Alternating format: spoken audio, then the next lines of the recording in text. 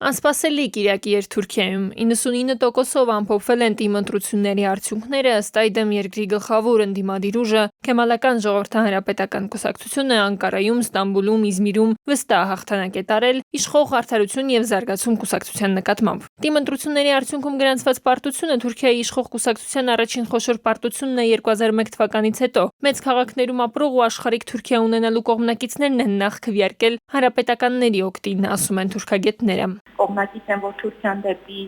Եվրոպա գնա, ինչը որ տեսան Էրդողանը փորձում էր փոխել եւ ինչպես ինքն է ասում նոր Թուրքիայի հիմքում փորձում էր դնել իսլամը։ Էրդողանի հերթական հաղթանակից հետո խոր ճգնաժամում հայտնված թուրքական ընդդիմությունը հույս ուներ ռևանշի հասնել 2023 թվականի անհաջողության համար։ Արևմտյան լրատվամիջոցներն էլ նշում էին, որ այս ընտրությունները կփորձարկեն Թուրքիայի նախագահ Ռեջեփ Թայիպ Էրդողանի դիրքերի ամրությունը երկրում։ Փորձարկեցին, պարզվում է դրանք այնքան էլ ամուր չեն։ Երեք հիմնական պատճառ են առանձնացնում թուրքագետները։ Առաջինը տնտեսական ծանր դրությունն է։ Երկրորդը դա Իսրայելի հետ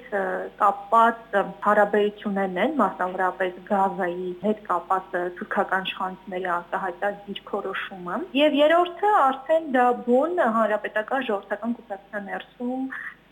տեղի ունեցող գործընթացներն էր, մասնավորապես երբ որ փոխվեց կուսակցության նախագահը։ Թուրքիայի տնտեսական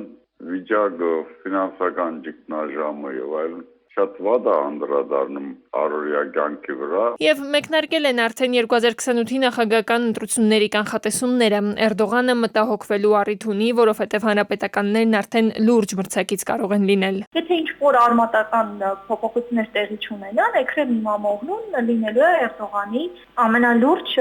այսօր թեկնածունը հանդիսանում եւ ունի պոտենցիալ դրա համար։ Այս առումով իսկապես այո, դա